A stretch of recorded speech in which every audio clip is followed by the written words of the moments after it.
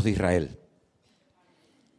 No era un pueblo de ateos, pero era un pueblo que no sabía cómo actuar frente a la adversidad. Y hoy en día pasa exactamente lo mismo. Hay gente que lee la Biblia, que se congrega en esta o en cualquier otra iglesia, que lleva años en los caminos del Señor, pero cuando llega un momento puntual a su vida, cuando llega una prueba, un conflicto con la familia, con la economía, con la salud o con lo que sea, pues no saben cómo reaccionar. Y parece ser que este era uno de los grandes problemas que Israel tenía en aquel momento. Sabían ir todos unidos contra un enemigo, pero como los filisteos estaban planteando que solamente uno se enfrentara a Goliat, pues ellos se quedaron paralizados porque no estaban acostumbrados a pelear así. Todos, ¿verdad? Todos los israelitas contra los filisteos contra ellos, a eso sí, en el valle, en la montaña, con espadas, con jabalinas, con flechas, con arcos, con lo que fuera. Pero eso de que uno fuera a pelear contra otro, pues ellos nunca lo habían visto y por eso no sabían cómo reaccionar.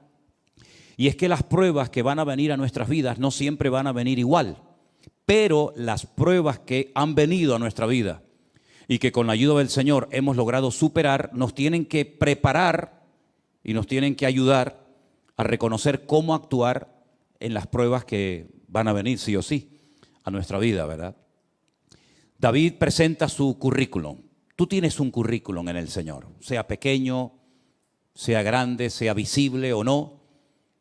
Tú tienes un bagaje, tú tienes una trayectoria con el Señor. Lógicamente unos pueden hablar de más cosas que otros, pero lo que está bien claro es que David en ese momento no podía presumir de ser un soldado en el ejército de Saúl, porque no tenía la edad para hacerlo. Pero él dijo, bueno, yo no soy un soldado, yo no tengo armadura, yo no formo parte de los escuadrones de Israel, pero yo quiero decirles a todos ustedes, porque veo que no lo saben, que para mí pelear contra el gigante filisteo a mí no me resulta complicado, porque yo sí sé lo que es pelear uno contra uno. Yo no sé lo que es ir a la guerra con un montón de soldados que me respalden, pero yo cuando fui a pelear con el león nadie vino a ayudarme y lo vencí. Y yo cuando fui a pelear contra aquel oso que quería despedazar el rebaño de las ovejas de mi padre, yo fui solo. Allí no estaba ni mi padre, ni mis hermanos, ni ningún hermano que me ayudara. Hay conflictos espirituales en la vida que tendremos que unir fuerzas todos para ir contra ese enemigo, contra ese ataque. Pero habrán otro tipo de pruebas o de ataques que vendrán a nuestra vida en los que te vas a tener que enfrentar tú solita. Y tú dices, ¿y ahora qué hago? Bueno, gracias a Dios tenemos el manual. Tenemos la Biblia, la palabra de Dios, a través de la cual podemos descubrir cómo tenemos que reaccionar ante esa situación que no afecta a la iglesia. No es algo que nos está afectando a todos. ¿Se acuerdan cuando, por ejemplo, nos confinaron? Tuvimos que darle vueltas a la cabeza y decir, bueno, vamos a hacer esto, vamos a hacer lo otro, cada uno en su casa, creamos aquel grupo de WhatsApp y era algo que nos, digamos, que nos afectaba a todos.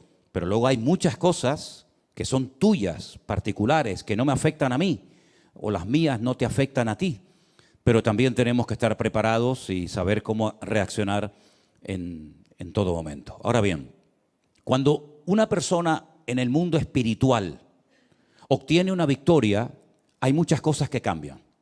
Cosas que se pueden ver, otras que no se pueden ver, pero no significa de que no hayan cambiado. Por ejemplo, yo he hecho una pequeña lista, seguramente se me quedan muchas cosas fuera, de algunas cosas que cambiaron el día que David derrotó a Goliat.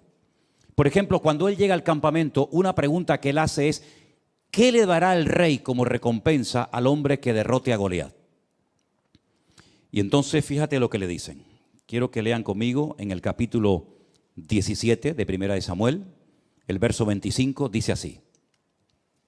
Cada uno de los de Israel decía, ¿nos habéis visto aquel hombre que ha salido?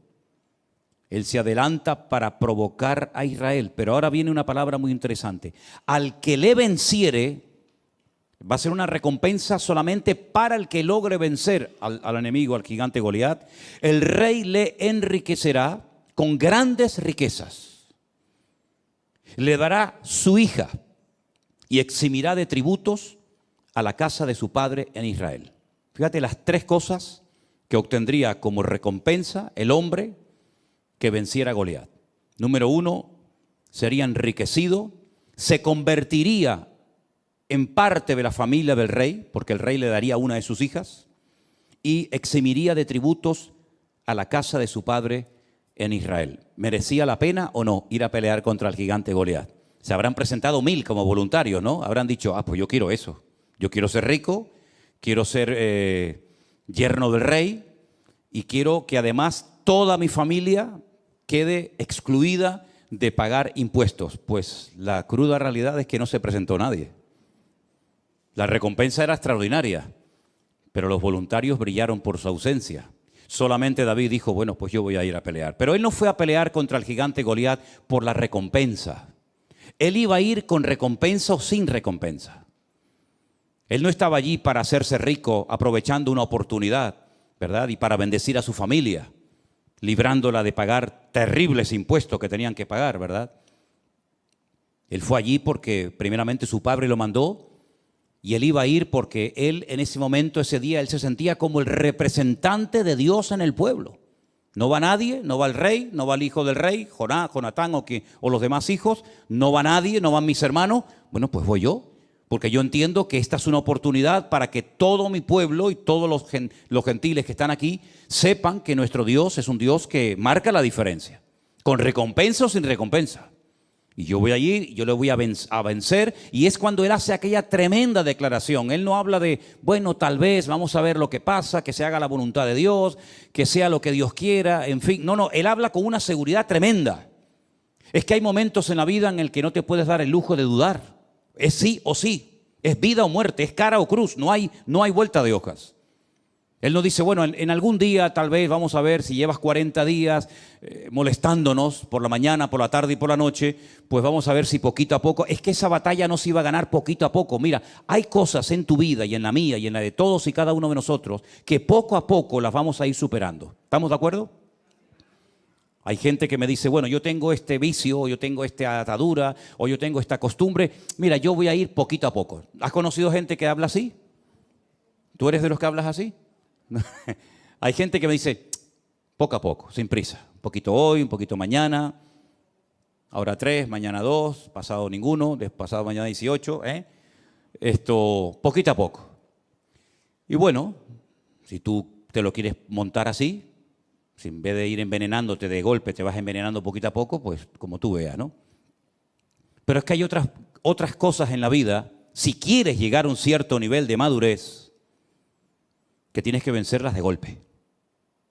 Todo o nada. Y David era un hombre de los que era todo o nada. O yo voy y me mata, o yo voy y lo mato a él. No hay término medio.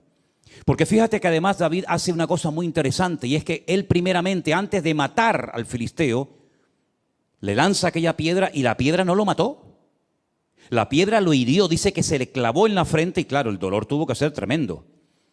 Una piedra con una honda es como un tiro. Pero realmente la piedra no mató a Goliat, lo derrumbó, pero Goliat seguía vivo. Si se lo llegan a llevar los filisteos a su campamento, lo curan y este hombre a los pocos meses o a las pocas semanas está otra vez igual, allí parado desfallando al pueblo de Israel.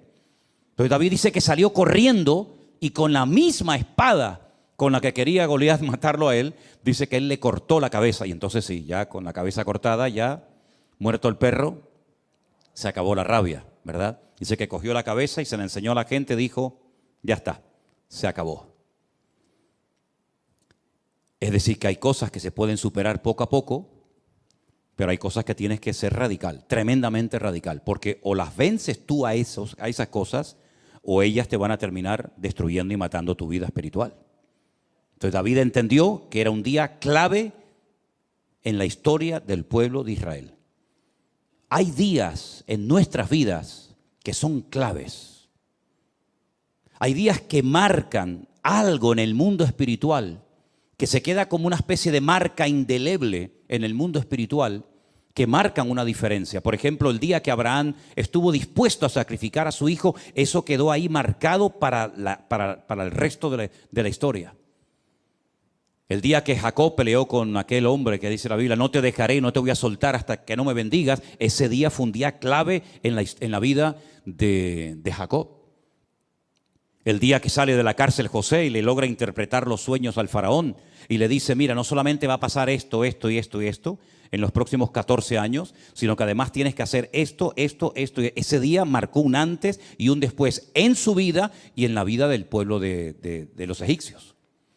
Así que hay muchos días que se presentarán en nuestra vida, digamos que, bueno, sin pena ni gloria, por así decirlo, pero hay otros días que son claves, ahí tienes que dar la talla, ahí no puedes dudar. Ese día es el día que marca algo importante que te va a cambiar de por vida. De hecho, la vida de David nunca más volvió a ser la misma después de ese día. Ese día, o al poco tiempo de ese día, comenzaron a ocurrir cosas muy interesantes. Vamos a leer algunas. Capítulo 18, verso 1. Aconteció que cuando él hubo acabado de hablar con Saúl, porque después de derrotar al gigante, él habló con Saúl. Claro, el libro de Samuel a veces como que confunde un poco, porque se conocían o no se conocían. Bueno, como no está en orden cronológico, podemos tener diferentes opiniones.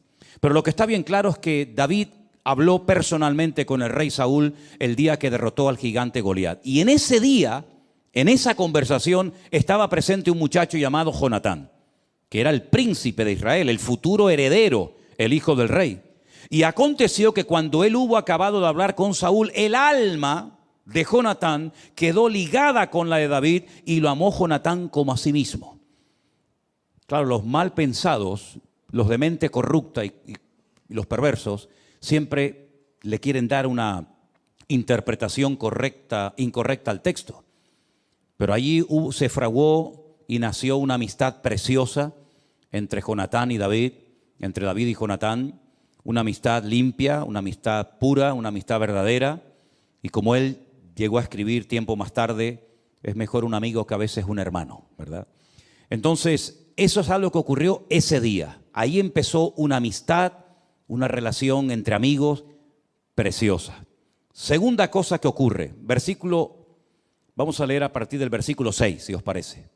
Aconteció que cuando David volvió de matar al filisteo, salieron las mujeres de todas las ciudades de Israel cantando y danzando para recibir al rey Saúl, con panderos, con cánticos de alegría y con instrumentos de música.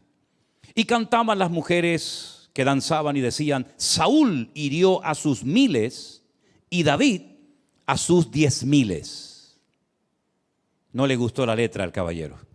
La letra no le hizo mucha gracia, porque dice que Saúl se enojó en gran manera y le desagradó este dicho y dijo: a David dieron 10,000 y a mí 1000, no le falta más que el reino. Se picó, el caballero se picó. Y desde aquel día Saúl no miró con buenos ojos a David. ¿Qué te parece? Desde aquel día las cosas cambiaron.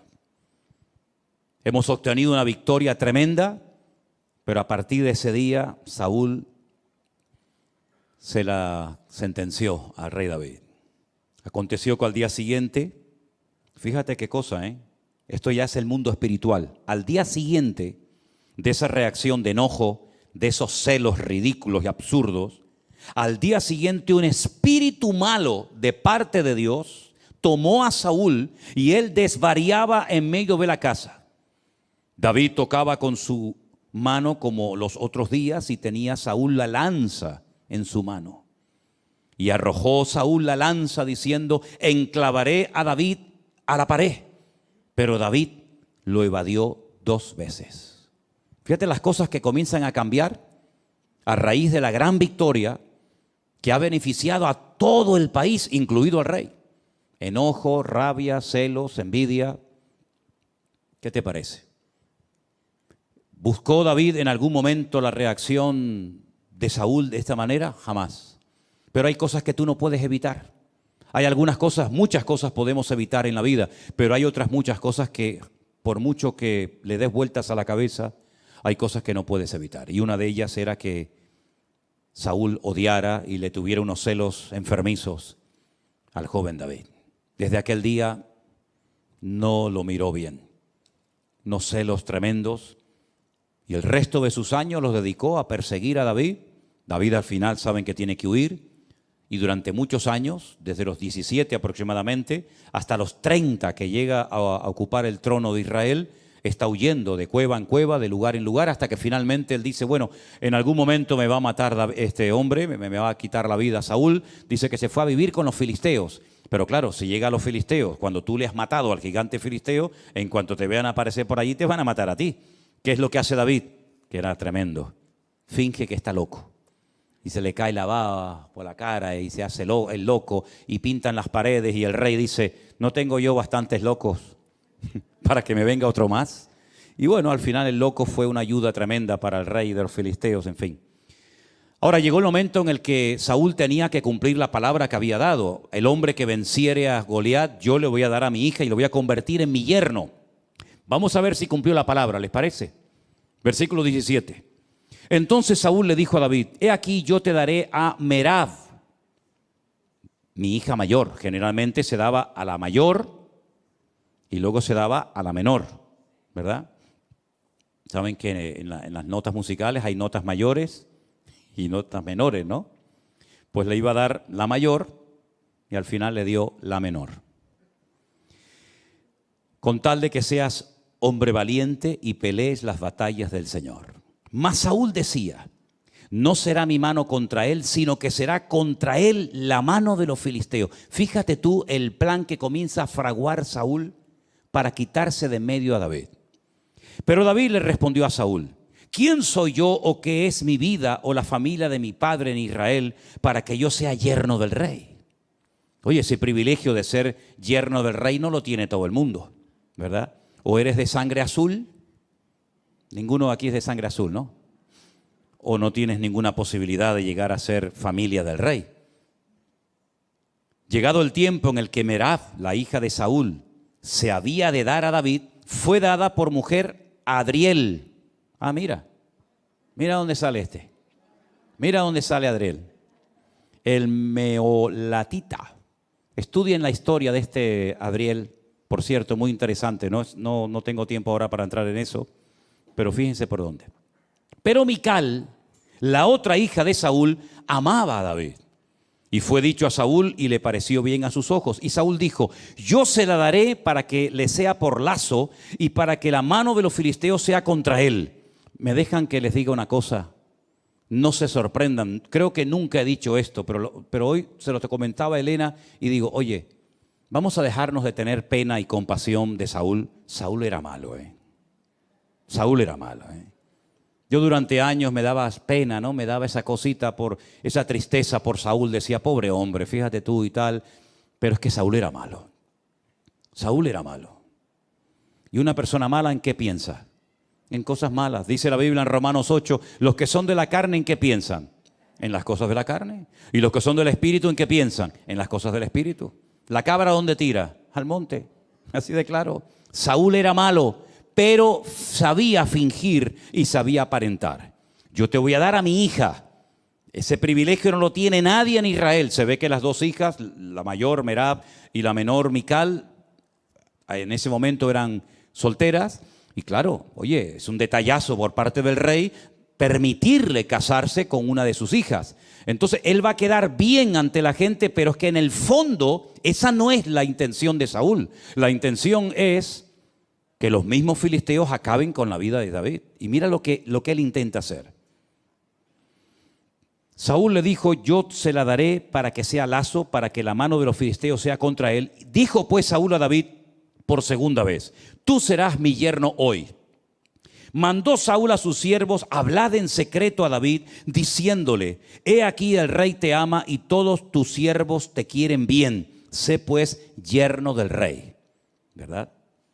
Siempre el rey rodeándose de pelotas, siempre rodeándose de gente que le reía las gracias al rey, como hay muchos hoy en día que se juntan con gente que a todo le dicen que sí, ¿verdad?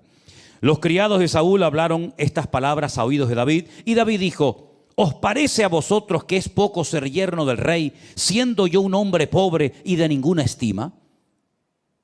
Des en cuenta, por ejemplo, que David no era una persona pudiente económicamente hablando. David era un simple pastor de ovejas, que encima no eran ni de él, eran de su padre. Era el menor de la familia, no tenía ninguna posibilidad de una buena herencia. el día de mañana. Incluso hay comentaristas por ahí que opinan que David fue, concebido fuera del verdadero matrimonio, ¿no? Bueno, sea como sea, el tema es que David jamás se le hubiera pasado por la imaginación llegar a estar emparentado con el rey de Israel, el hombre más importante del país. Y él lo tiene claro, él dice, yo no tengo ninguna posibilidad de llegar a ser el yerno del rey. Pero fíjate qué interesante. Los criados de Saúl le dijeron esta respuesta, le dieron estas palabras, y Saúl dijo, decidle así a David, el rey no desea la dote. La dote era algo muy importante, ¿sabes? Mi hija, para que sea tu hija, me tienes que dar 20 camellos, 30 ovejas, etcétera, etcétera. A mí Matías no me dio nada, por cierto, pero bueno, aún estamos a tiempo. Bueno, me dio un nieto. Ya con eso le perdono. El rey no desea dote, sino, escucha bien, espero que lo entiendas, 100 prepucios de filisteos, que es lo que se le quita al hombre cuando se le circuncida. Quiero 100 de filisteos, para que sea tomada venganza de los enemigos del rey. Pero es que esa no es la verdad. Detrás de esta petición de 100 prepucios, fíjate tú qué cosa pide este hombre.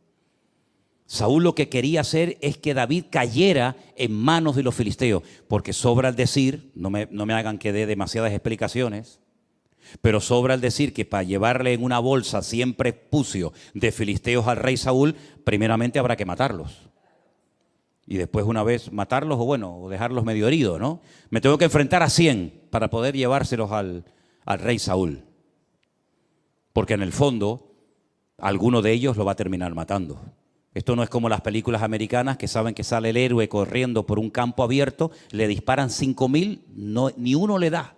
Pero él dispara y con una bala mata a 10 de golpe, ¿no? Alguno de los 100 lo va a mutilar o lo va a matar. Y eso es lo que en el fondo Saúl quería. Pero miren cómo era David. Cuando sus siervos declararon a David estas palabras, le pareció bien la cosa. Es que le pareció bien la cosa, increíble. A mí me dicen eso y dice, vete tú a cortarlo, vete tú a cogerlo. Le pareció bien, dice, a los ojos de David, para ser yerno del rey. Y antes que el plazo se cumpliese, David se levantó, se fue con su gente y mató a 200. ¿Cuánto pedía el rey Saúl? 100. Este mata a 200. Los mató, ¿eh? Mató a 200 filisteos y trajo los prepucios de ellos y los entregó todos al rey, a fin de hacerse yerno del rey. Y Saúl le dio a su hija Mical por mujer. Si yo te doy más de lo que tú me pides, 100, toma 200. Y ahora me tienes que dar a tu hija mayor. No, le da la menor, le da Mical. Pero Saúl, viendo y considerando que el Señor estaba con David y que su hija Mical lo amaba, tuvo más temor de David y fue Saúl enemigo de David. ¿Cuánto tiempo? Todos los días. Todos los días de la vida que duró, odiaba y no podía ver en pintura a David. ¿Qué te parece? El ungido, este era el ungido. Imagínate los que no eran ungidos, ¿no? Este era el ungido de Jehová. Este era el que tenía que ser un ejemplo a la grey. Este era el que tenía que ser agradecido porque por fin había aparecido un desconocido y había arreglado el problema nacional de deshacerse del cuerpo, de la vida del gigante Goliat. Y mira cómo le paga. Tratando de matarlo, tratando de desacreditarlo, persiguiéndolo de noche y de día por todas partes, con unos celos que en vez de cortarlos, los fue alimentando día a día. Y al final, si ustedes leen la historia de Saúl, que la encontramos en la Biblia, la vida de Saúl fue un auténtico desastre. Mató a sacerdotes, le echó la culpa al pueblo de muchos actos de desobediencia que hizo a lo largo de su vida. Se fue a consultar con una adivina en un pueblo llamado Endor, en el norte de Israel. Al final termina suicidándose, tirándose sobre una espada y quitándose la vida. Dejó al país en la ruina. Económicamente el país lo dejó en la bancarrota más absoluta. Los filisteos incluso se atrevieron a robar y llevarse a su terreno el arca de la alianza, que ya saben lo que era el arca de la alianza, ¿verdad? En aquellos tiempos. Es un auténtico desastre. Y no me digan a mí que Saúl no tuvo ayuda y buenos consejeros, como por ejemplo el profeta Samuel, que le decía lo que tenía que hacer, lo que no tenía que hacer. Espérate, no hagas esto, no te precipites, no corras, espera. Sin embargo, echó por la borda su vida. Así que cambios, pues mira, en lo espiritual todos los que quieras y más. Se convierte en yerno del rey, empieza una hermosa amistad con su hijo, con Jonatán, con el príncipe de Israel. Se desatan los celos de Saúl con la intención de matarlo. Se convierte en un rey falso que aparentemente te quiere bendecir, que aparentemente te quiere ayudar, pero en el fondo lo que quiere es quitarte de en medio, ¿verdad? No, yo quiero que seas mi yerno. Tráeme 100 prepucios con la intención de que lo maten, ¿verdad? Se convierte en un rey mentiroso, en un rey manipulador, en una persona muy peligrosa, porque dice la Biblia que en varias ocasiones David estaba tocando el arpa para él, para calmarlo, y dice la Biblia que cogía la lanza y se la lanzaba para clavarlo en la pared como si fuera una cucaracha, ¿verdad? Un hombre tremendamente agresivo, peligroso, amargado, frustrado, que llevó al país a la ruina. Y David en medio. David nunca se levantó contra él dando una especie de golpe de estado, sino que él esperó, dejaba todo en las manos del Señor. En aquella época compuso salmos extraordinarios. Puedes leer las sensaciones, las tristezas de David, las luchas tremendas, la soledad, las horas, días, semanas, solo, ¿verdad? Por esos montes huyendo de Saúl, siempre pendiente de que me atacaran por la noche, por el día, por la montaña, por arriba, por abajo, ¿verdad? Pero el Señor lo cuidó y el Señor lo protegió. Cuando tú comiences a obtener victorias espirituales en tu vida, vas a desatar la ira del enemigo, pero también vas a desatar la bendición de Dios sobre tu vida. Tienes que saber esto. Como dijo alguien, si no quieres que te pase nada, que nadie diga nada mal de ti, que nadie se meta contigo, que nadie te cuestione, que nadie te critica, no hagas nada. Es que no tenías ni que haber nacido. Porque ya desde el día que nacimos, ya siempre alguien dijo, qué feíto era, ¿no? Y aún no dice nada, otro dice, ay, qué guapo, otro era feíto, otro era feo. Desde el mismo día que nacimos ya comenzó la batalla de la vida. Pero es que además nosotros no solamente estamos en el mundo natural, como todos los seres humanos, sino que nos hemos pasado de bando. En el mundo espiritual hay dos bandos, el del diablo, Satanás, las tinieblas, y el bando de luz, del Señor, ¿verdad? De la bendición de Dios. Y hemos pasado, como dijo el Señor, de muerte a vida. Claro, el otro no está contento con ese cambio, porque sabe que ahora tienes tú una victoria que ya le gustaría a él tener. Ahora tú tienes una influencia, una capacidad en el mundo espiritual que él no va a tener jamás en la vida. Y eso va a despertar envidia, eso va a despertar celos, eso va a despertar pues tantas y tantas cosas. ¿Y dónde va a venir la guerra? Pues desde adentro. El Señor Jesucristo un día nos dio una información tremenda. Dice que los mayores enemigos, a veces, no siempre, pero a veces pueden surgir hasta dentro del mismo seno familiar, dentro de la misma familia. Ese cuñado con el que te llevabas tan bien, ese primo, ese abuelo, ese tío, ese sobrino, con el cual pues antes jugabas al fútbol, iban de excursión y cantaban y lo pasaban bien. Ahora, por el simple hecho de haberte convertido, pues ahora parece que te has convertido en su enemigo. Pero no tienes que asustarte. Al mismo Señor Jesucristo le pasó. Sus propios hermanos, que los tuvo, le decían al Señor, Señor, ¿por qué no vas a otros lugares para que te oigan y te conozcan y sepan de tus enseñanzas? Pero no lo decían porque tuvieran una sana intención de que la gente escuchara el Evangelio, sino para quitárselo de encima, porque se avergonzaban de él. ¿Qué te parece? Y el Señor, ya dijo en cierta ocasión, los mayores enemigos a veces surgen dentro del sector o del ambiente del que menos te imaginas. Incluso la Biblia dice que en los últimos tiempos tal vez la nuera se levante contra la suegra contra la nuera, los hijos contra los padres contra los hijos. Eso va a ser una revolución tremenda y para todo eso tú tienes que estar preparado. Y dice, y no sorprendáis, dice Pedro en una de sus cartas, no sorprendáis del fuego de prueba que os ha sobrevenido. Dice, como si alguna cosa extraña os aconteciera. Mira, sinceramente te deberías de sorprender de que no te pase nada. Eso es lo que te debería de preocupar. No tengo pruebas, no tengo dificultades, no hay problemas, todo parece que va sobre ruedas. Eso es lo que te debería de poner nervioso. Pero pasar por pruebas, por luchas, por dificultades, pues eso es lo lógico, eso es lo normal. Eso es lo que necesitamos. para mantenernos humildes y dependientes del Señor y que no nos creamos que ya no necesitamos de nada ni de nadie. Por eso Pedro dice, no os sorprendáis, hermanos, del fuego de prueba que os ha sobrevenido, como si alguna cosa extraña os aconteciese, sino tener en cuenta que las mismas pruebas que tú estás pasando, o mayores, las están pasando nuestros hermanos en otras partes del mundo.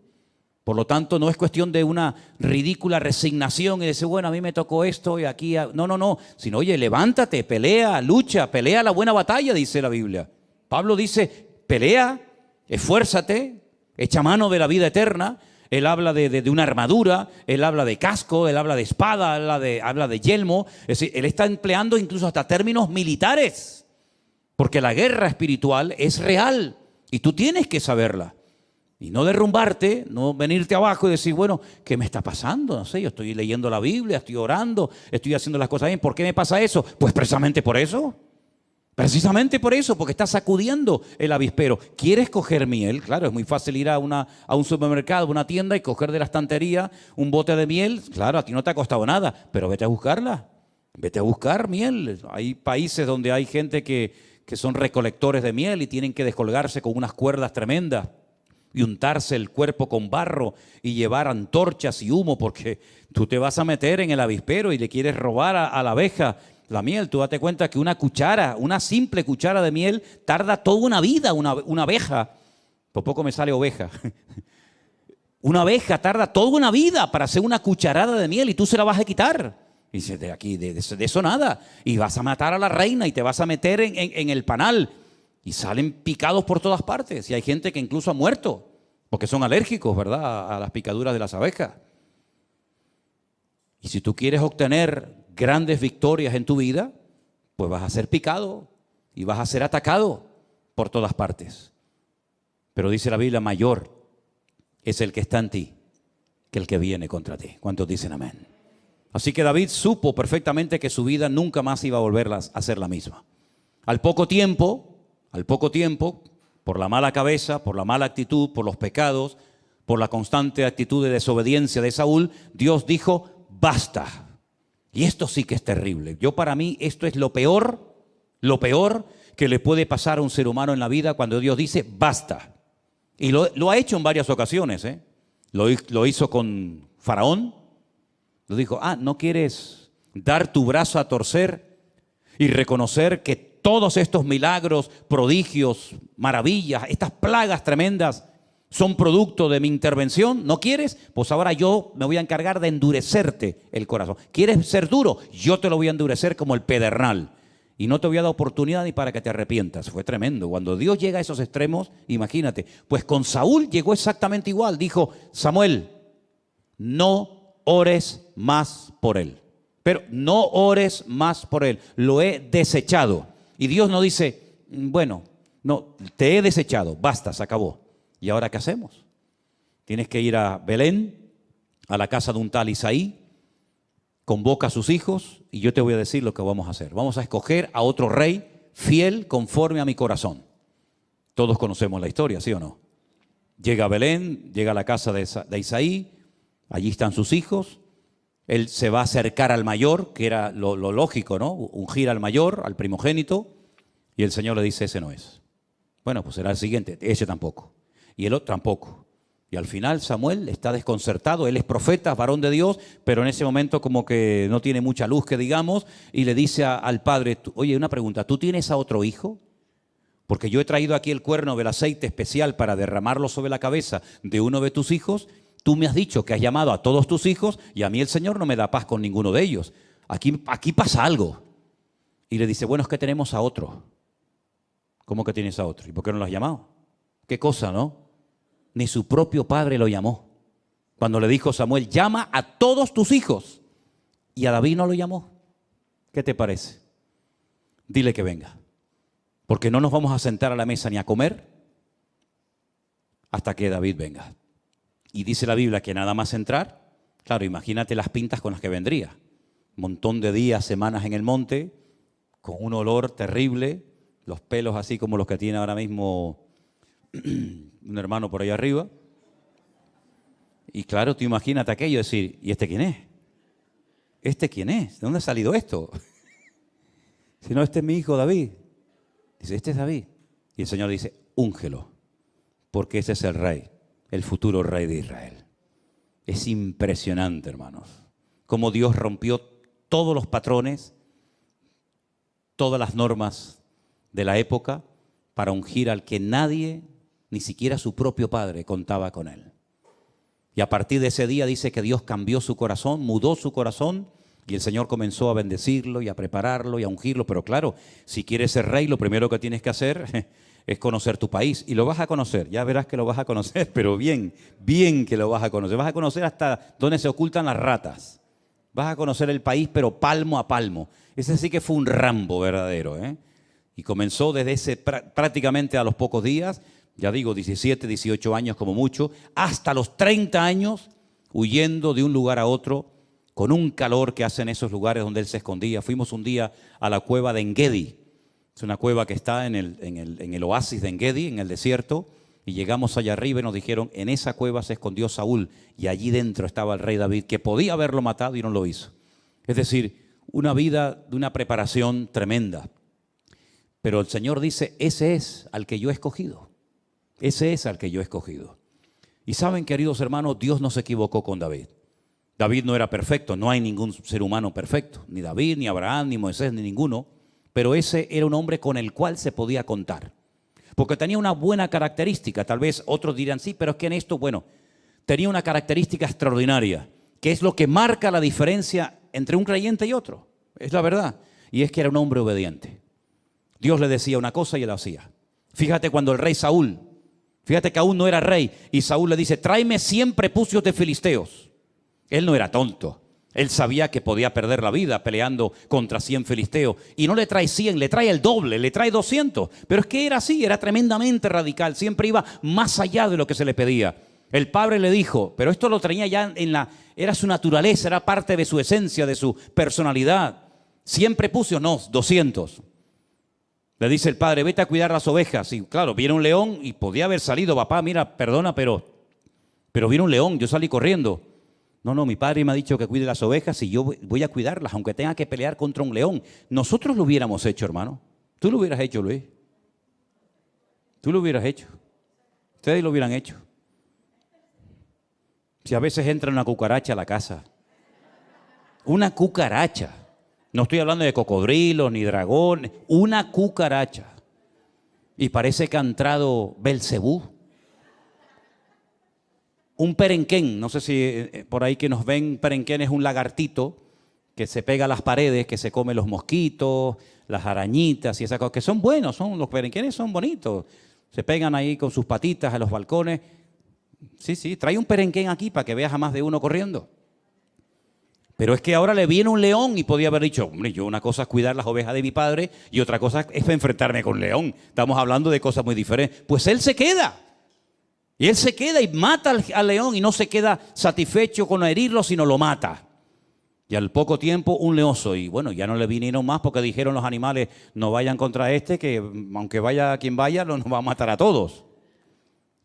Eso que hacía en lo natural David, luego él trasladó todo eso a su vida espiritual. Esa radicalidad, ese ir más allá de lo que me han pedido, el jugarme la vida por 4 ovejas que tampoco merecen tanto la pena, el decir en vez de 100, 200, esa actitud en su vida fue la que lo marcó durante toda su vida. Y por eso para él el gigante no era nada, para él un león no era nada, porque él conocía al Señor. Y cuando uno conoce al Señor, no le tiene miedo a nada. Porque sabes que eso que te está atacando, eso que te domina en ese momento, eso que pierdes el control, para Dios no es ningún problema. Amén, hermanos. Nuestro Dios es mucho más grande que una enfermedad, que un dolor, que un desánimo, que una tristeza, que la pérdida de un ser querido, que lo que sea, no hay nada que se pueda comparar con el poder de nuestro Dios. Fíjate que David simplemente necesitó una piedra. Pero no porque él dijera la piedra va a matar a Goliat, no, porque él en lo que confiaba no era en la piedra, él confiaba en el poder del nombre de su Dios. Pero tengo que utilizar algo, ¿verdad? Pero si David le hubiera pegado un soplido a Goliat, en el nombre de mi Dios, Goliat lo tumba. porque no era lo que él hacía, sino era la actitud con lo que él hacía y con la fe que él tenía en su corazón. Entonces, todos nuestros actos en la vida, todas nuestras palabras, todas nuestras decisiones tienen que estar empapadas y respaldadas por decisiones de tipo espiritual. Cuando tú quieres vencer un vicio, cuando tú quieres dejar un hábito, cuando tú quieres superar un dolor, una pérdida, un desánimo, una enfermedad o lo que sea, lo que en el fondo te tiene que motivar no es, bueno, ya vencí yo esto, ya me pongo ya la medalla, ¿no? Sino que es una oportunidad para demostrar el poder de nuestro Dios. Y nosotros deberíamos estar dispuestos a hacer cualquier cosa con tal de que a Dios se le reconozca en ese colegio, en esa universidad, en esa oficina, lo que sea. Que sepan siempre que lo que nos motiva no es el orgullo, la ambición personal, el deseo de protagonismo, de que nos miren, de que nos admiren, sino que el objetivo cuál tiene que ser, dar la honra y la gloria a nuestro Dios. Y David entendió que ese día era un día maravilloso, porque ese día todos los ojos de Israel iban a estar mirando aquel valle de Elam, donde derrotó al gigante Goliat. Él sabía que ese día era un día histórico, como en el monte Carmelo, Elías sabía que todos iban a ser así y todos iban a estar mirando a ver qué pasaba en aquel lugar. Hay momentos en los que todos van a estar mirando y es el examen, es el test, es la prueba por la cual tendrás que pasar y sacar buena nota para que al final la gloria y la honra se la lleve el Señor. Así que en vez de quejarte, en vez de asustarte, en vez de salir corriendo, dice, no, momento. Yo tengo una oportunidad de oro para demostrar que mi Dios es diferente. ¿Qué es lo que usted me ha dicho que tengo? ¿Esto? ¿Esto es lo que usted dice que tengo? Muy bien, perfecto. Démelo. Te pones de rodillas en tu habitación. Hazme caso, por favor. Hazlo, que funciona. Señor, mira lo que me dijo que me quedan 3 meses de vida. Mira las analíticas, mira los exámenes que me han hecho. Estos, que son los que han estudiado, los que han estado años y años para sacar esta conclusión, me dicen que yo, que soy tu propiedad y que soy tu hijo, me dan 3 meses de vida. Señor, qué bueno sería que tú hicieras un milagro en mi vida para que yo mañana vaya a estos y les diga, vengan un momentito. ¿Qué me dijeron ustedes aquí hace 6 meses? ¿Que me iba a morir? ¿Cuánto tiempo llevo de vida? 18 años. Entonces, en otras palabras, utiliza tus circunstancias presentes para demostrarles que el poder de tu Dios es más grande que todo lo que te hagan o todo lo que te digan. Y otra cosa, y si por lo que sea tú decides que lo que dijeron estos señores se cumpla, pues muchísimas gracias porque dentro de 3 meses estaré con mi Señor. Ustedes seguirán rompiéndose la cabeza, pero a mí simplemente lo que me han dicho es la fecha con la que me voy a reunir con Él. Pero si pudiéramos de alguna manera utilizar estas circunstancias aparentemente duras, difíciles o amargas para demostrarle a estos que dicen que todo esto es mentira, que Dios no existe, que el hombre viene del mono, etcétera, etcétera. Si pudiera, Señor, utilizar estas circunstancias para demostrarle a esta gente tu poder, por mí encantado de la vida, Señor. Como yo le dije aquí en este cuarto, en esta habitación que está aquí atrás, el día 14 de marzo del 2020, cuando salió en la televisión el presidente de este país y dijo, se decreta el estado de alarma o de emergencia, como sea, nadie puede salir. Yo me puse ahí de rodillas y mi Dios lo sabe y le dije, Señor, ahora tienes una oportunidad impresionante, maravillosa, para demostrar que esta obra es tuya, Señor. Aquí no va a venir gente, yo no sé durante cuánto tiempo, un domingo, 2, 3, 4, 5, nadie lo sabía. Yo pensaba, bueno, 2, 3 domingos, nada. Cerramos el rastro, aquí no podía venir nadie y el Señor comenzó a sorprendernos con auténticos milagros hasta el día de hoy. Hasta el día de hoy. Algunos me decían, bueno, cuando termine la pandemia ya verás que todo, digo, que no. Porque Dios dijo ahora. Y hasta que venga el Señor, la bendición no va a menguar. El aceite no va a menguar. Juntamos latas vacías, que somos nosotros, y le dijimos, Señor, ahora cuando no hay recursos, llénalas de aceite y el aceite no ha menguado hasta el día de hoy, porque ese es nuestro Dios. Cuando otras iglesias de miles y miles de miembros, y sé lo que digo,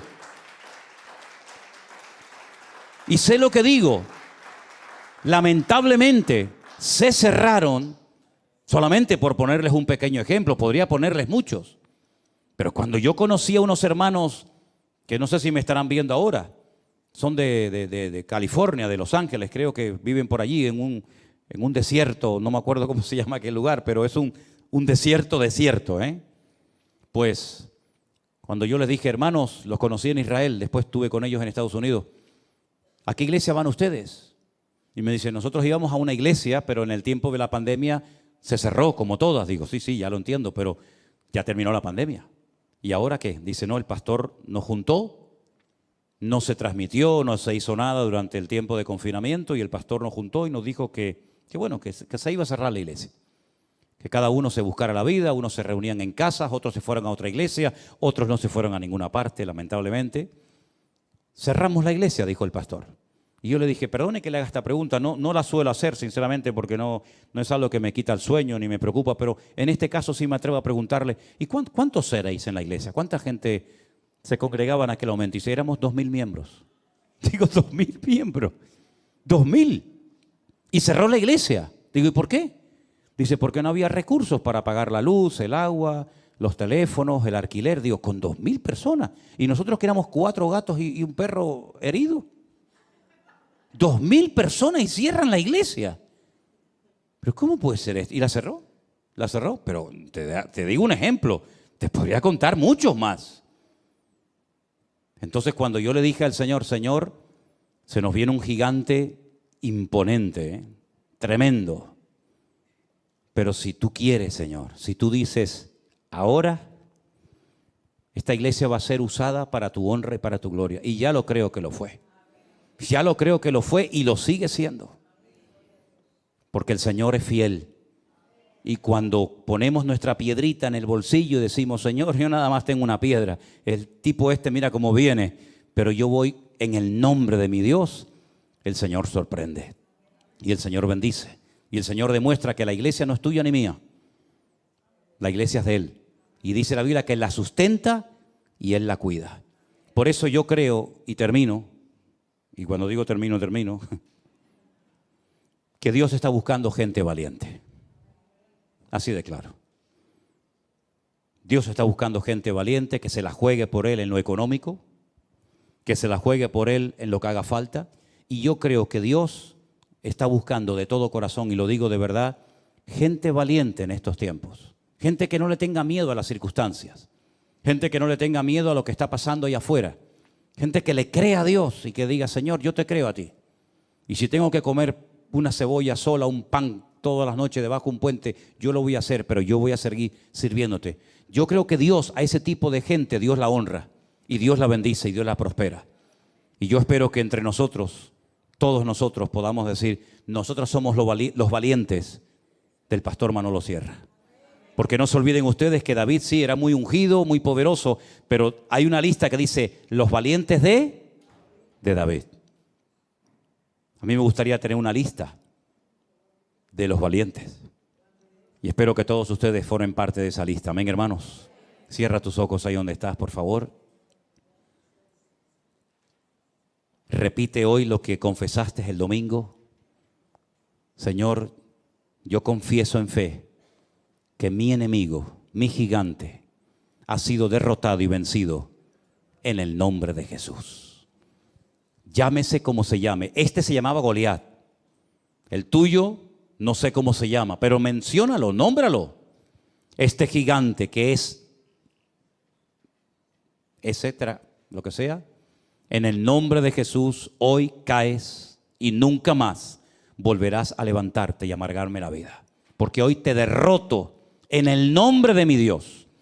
Tú vienes contra mí con exámenes, con radiografías, con insultos, con palabras, etcétera. Pero yo vengo en el nombre de Jesús contra ti. Y el Señor te ha entregado en mi mano. Y voy a dormir en paz. Dilo conmigo, yo voy a dormir en paz a partir de hoy como un niño pequeño que no lo perturba nada, que solamente se despierta para ver el rostro de su papá o de su mamá. Pero no lo despierta un bebé. Los precios que suben o que bajan, el precio del petróleo, la bolsa, las guerras, no. A un niño pequeño solamente lo despierta el deseo o de comer o de jugar con su papá y con su mamá. Y cuando ve el rostro de su padre y su madre, su rostro se ilumina, porque ve al que ama. Ahí está, siempre ahí está, para acariciarlo, para besarlo, para jugar con él. Esa es la ilusión con la que tenemos que vivir nuestra comunión con el Señor cada día. Señor, a mí no me va a perturbar ni a quitarme la paz, nada ni nadie, sino que yo me voy a despertar y lo único que quiero es decirte: te alabo, tú eres santo, Señor. Santo, santo Dios Todopoderoso, aleluya. En mis circunstancias, en mi enfermedad, en mi soledad, en lo que sea, yo me gozo, porque los gigantes han sido vencidos en la cruz del Calvario. Todos fueron vencidos en el nombre, sobre todo nombre de Jesús. Así que una vez más, confiesa tu victoria. Confiesa la victoria que el Señor te ha dado. Yo soy más que vencedor, aleluya. Tal vez no te sientes como tal, pero no importa lo que te sienta. Di lo que el Señor dice que tengas que decir. Diga al débil: fuerte soy.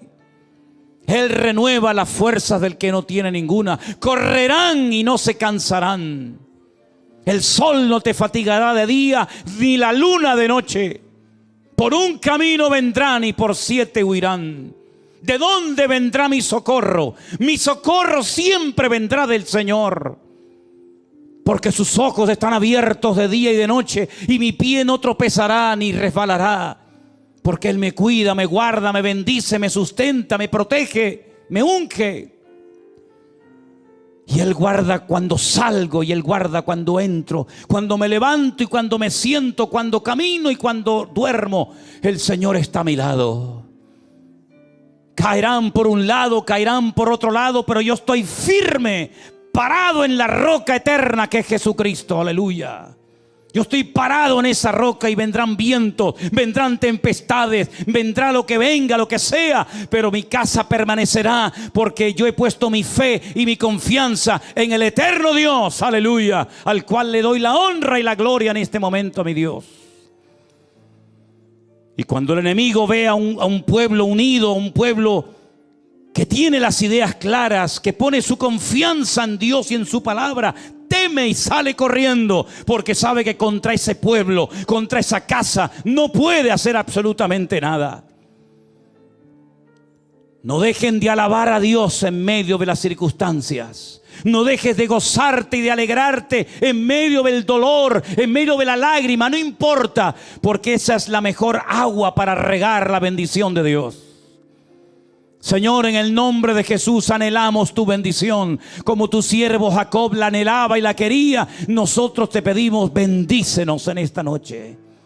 Bendícenos, Señor. Bendice mi familia, bendice mi cuerpo, mi mente, bendice mi vida, bendice mi economía, bendice todo lo que tengo y todo lo que soy. Que por todos los poros de mi piel salga bendición de Dios.